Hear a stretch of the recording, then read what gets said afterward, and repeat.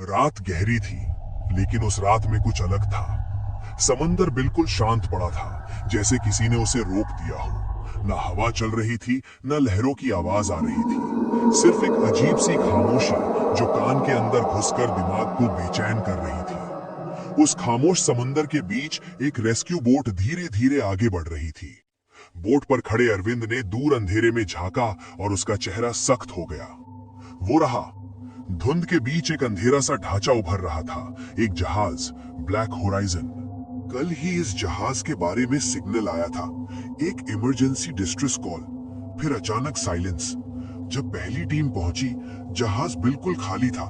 ना कोई लाश, ना कोई आदमी, बस छोड़ी हुई चीजें और कुछ अजीब निशान। और अब अरविंद और उसकी टीम वापस आए थे।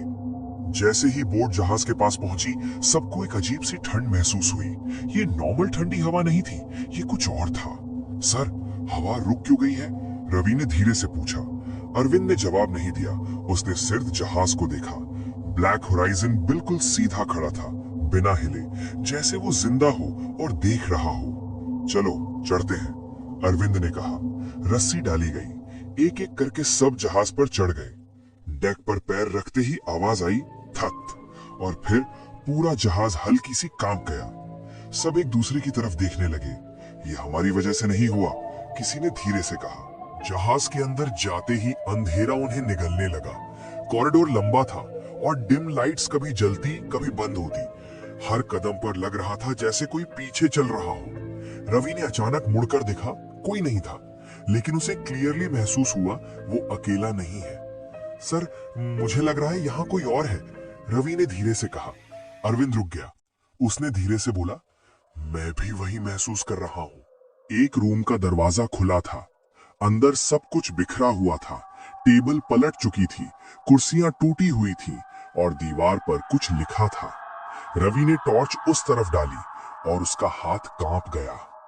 We never left. रूम एकदम ठंडा हो गया, जैसे किसी ने उनकी सांसें रोक दी हो। ये किसने लिखा? एक मेंबर ने पूछा। किसी के पास जवाब नहीं था। समुंदर के नीचे।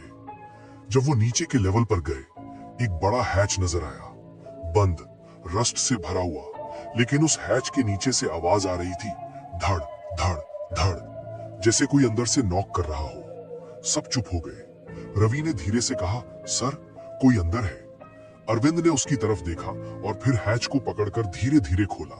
कर्र। जैसे ही हैच खुला, एक ठंडी हवा ऊपर आई और उसके साथ पानी की स्मेल। नीचे सिर्फ अंधेरा था। अरविंद ने टॉर्च नीचे डाली और जो उसने देखा, उसने उसका दिमाग तोड़ दिया। वो जिंदा है। नीचे पानी था, लेकिन वो नॉर्मल पानी नहीं था। वो हिल रहा था, जैसे उसमें कोई सांस ले रहा हो। फिर धीरे धीरे पानी के अंदर से एक चेहरा ऊपर आया, एक आदमी का चेहरा, लेकिन आंखें बिल्कुल काली, और वो मुस्कुरा रहा था। तुम आ गए, उसने धीरे से कहा। रवि पीछे हट गया। ये जिंदा है। अचानक पूरा जहाज जोर से हिला। लाइट्स बंद हो गईं, अंधेरा छा गया। सिर्फ पानी की आवाज और लोगों की हल्की सी हंसी। हम कभी नहीं गए, हम यही हैं, तुम भी यहीं रहोगे। आवाजें चारों तरफ से आने लगी। टीम भागने लगी, लेकिन जहाज बदल चुका था। कॉरिडोर और लंबा हो गया। दरवाजे अपने आप बंद होने लगे। एक मेंबर पीछे रह गया। उसकी चीख आई, हेल्प मी। फिर साइलेंस। अरविंद और रवि किसी तरह डेक पर पहुंचे। सांस तेज चल रही थी। ये जहाज लोगों को अंदर खींच लेता है, अरविंद ने कहा। फिर उन्हें नीचे ले जाता है, जहां से कोई वापस नहीं आता। रवि ने धीरे से पूछा, फिर हम? अरविंद चुप हो गया। समुंदर अचानक हिलने लगा। लहरें नहीं, जैसे पानी जिंदा हो। पानी से हाथ बाहर आए, एक नहीं, दो नहीं, डजन्स। सब हाथ उनकी तरफ बढ़ने लगे। रवि चीखा, सर। एक हाथ ने उसका पैर पकड़ा। अरविंद ने उसे खींचने की कोशिश की, लेकिन और हाथ बाहर आए और दोनों को नीचे खींच लिया। उनकी चीख रात में गूंजती रही। फिर सब शांत हो गया। सुबह फिर समुंदर बिल्कुल शांत था। एक और बोट आई। उन्होंने देखा ब्लैक होराइजन फिर वहां था, बिल्कुल वैसे ही, जैसे कुछ हुआ ही नहीं। लेकिन इस बार डेक पर लिखा था, यू आर नेक्स्ट।